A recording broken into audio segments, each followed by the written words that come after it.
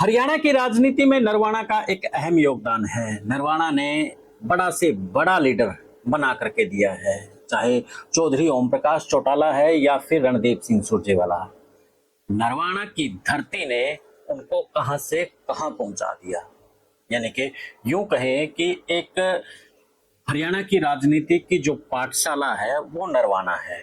अब जिस तरीके से कृष्ण बेदी का उद्धार भी नरवाणा की धरती से हुआ, तो अब एक आवाज वाल्मीकि समाज से भी उठी है कि अगला सीएम कृष्ण बेदी होंगे। अब इस बात को लेकर के वाल्मीकि समाज या फिर डीएससी समाज दोनों में इस बात को लेकर के खूब चर्चा हो चली है कि नायब सिंह सैनी के बाद जो अगला सीएम होगा वो कृष्ण बेदी होगा। तो नरवाणा की धरती क्या फिर से एक सीएम दे रही है या फिर नहीं, आज की चर्चा में यही विषय रहेगा। और आपको क्या लगता है कि क्या कृष्ण बेदी सीएम की गद्दी तक पहुंचेंगे? क्या नरवाणा की धरती आशीर्वाद देगी? कमेंट में जरूर बताना और चैनल को फॉलो शेयर सब्सक्राइब भी करना। सभी को नमस्कार। आप देखना शुरू कर चुके हैं द इनसाइडर मीडिया और मैं हूं आपके साथ कुलदीप खंडेलवाल। नरवाणा की राजनीति की बात करें, नरवाणा की राजनीति बड़ी टेढ़ी रही है। टेढ़ी मैं इसलिए कहूंगा क्योंकि नरवाणा ने कई बार बड़े से बड़ा नेता को यहां से धूल चटा दी और छोटे से छोटे नेता को लीडर बना दिया।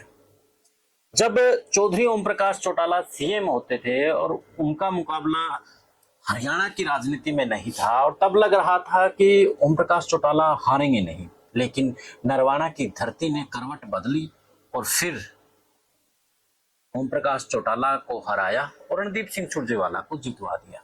उसके बाद क्या हुआ? रणदीप सिंह सुरजेवाला बेशक से सीएम ना बन पाए, लेकिन सरकार के संकट मोचक के तौर पर रणदीप सिंह सुरजेवाला को देखा जाने लगा। जब नरवाणा से रणदीप सिंह सुरजेवाला चुनाव जीते तो उसके बाद भूपेंद्र सिंह हुड्डा से कहीं ना कहीं जो ज्यादा पावर थी वो रणदीप सिंह सुरजेवाला के पास थी। और उस वक्त ये कहा जाता था कि जो हरियाणा की राजनीति है वो नरवाणा से चलती है और रणदीप सिंह सुरजेवाला ही इस सरकार के संकट मोचक हैं। क्योंकि रणदीप सिंह सुरजेवाला ने जब वो राष्ट्रीय अध्यक्ष बनाए थे उसके बाद उन्होंने जिस तरीके से पार्टी खड़ी की और पार्टी को उभारा, तो कहीं ना कहीं नरवाणा का तो योगदान रहा था, क्योंकि नरवाणा से जुड़ा हुआ रणदीप सिंह सुरजेवाला जन्मस्थली, कर्मस्थली, सब कुछ राजनीतिक ग्राउंड नरवाणा ही तो था रणदीप सिंह सुरजेवाला का।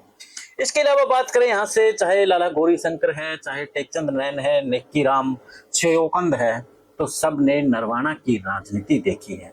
शमशेर सिंह सुरजेवाला जब कांग्रेस के लीडर नहीं थे और उन्होंने चुनाव लड़ा तो वो चुनाव जीत गए। तो इसी प्रकार से नेक्की राम से लेकर के टेकचंद नैन, यानी कि सबका इतिहास देखा जाए तो नरवाणा की धरती पर असली राजनीति का पता चलता है। उसके बाद जब रणदीप सिंह सुरजेवाला यहाँ से कैथल चले गए और नरवाणा रिजर्व हो गई तो पृथ्वी सिंह नंबरदार यहाँ से विधायक बने और उसके बाद फिर रामनिवास सुरजाखेड़ा यहाँ से विधायक बने। अब कृष्ण बेदी चुनाव के दौरान आते हैं और एकदम जाट लैंड में सेंध लगा करके वो चुनाव जीत जाते हैं। बड़ा मुश्किल था क्योंकि जो हालात थे उस वक्त यही लग रहा था कि नरवाणा जैसी सीट पर बड़ा मुश्किल है। हालांकि हमने तो पहले ही बता दिया था कि जो खास तौर पर जाट लैंड है वहां पर बीजेपी कहीं ना कहीं अपना खेल दिखाएगी, लेकिन हरियाणा की राजनीति में ये दिखा दिया कि यहाँ पर ना कोई चेहरा चलता है ना कोई पार्टी चलती है। जो नरवाणा है वो अपना खेल अपने तरीके से खेलती है। खैर, कृष्ण बेदी को लेकर के अब अमित सैंथली की पोस्ट के बाद फिर से चर्चा हो चली है कि अगला सीएम डीएससी समाज से होगा।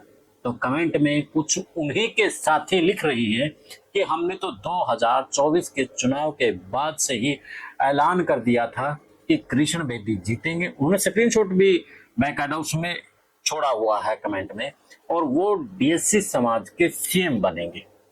तो अब ये चर्चा कहां तक पहुंचती है, ये तो देखो भविष्य के गर्म में है, क्या रहेगा, क्योंकि नरवाना की राजनीति और नरवाना की धरती ने यहाँ पर बड़े से बड़ा लीडर दिया है। तो कृष्ण बेदी की भी बात करें, जिस तरीके से रणदीप सिंह सुरजेवाला एक संकट मोचक उस वक्त होते थे जब भूपेंद्र सिंह हुड्डा सीएम होते थे, ठीक वैसे ही अब कृष्ण बेदी भी नायब सरकार के संकट मोचक के तौर पर देखा जा रहा है। तो अब क्या वो सीएम बनेंगे, ये भविष्य तय करेगा। फिलहाल आप भी अपनी राय कमेंट बॉक्स में जरूर दें। देश और प्रदेश की खबरों के लिए जुड़ी रहे विश्व प्रेम न्यूज, द इनसाइडर मीडिया। जय हिंद, जय भारत, जय हरियाणा।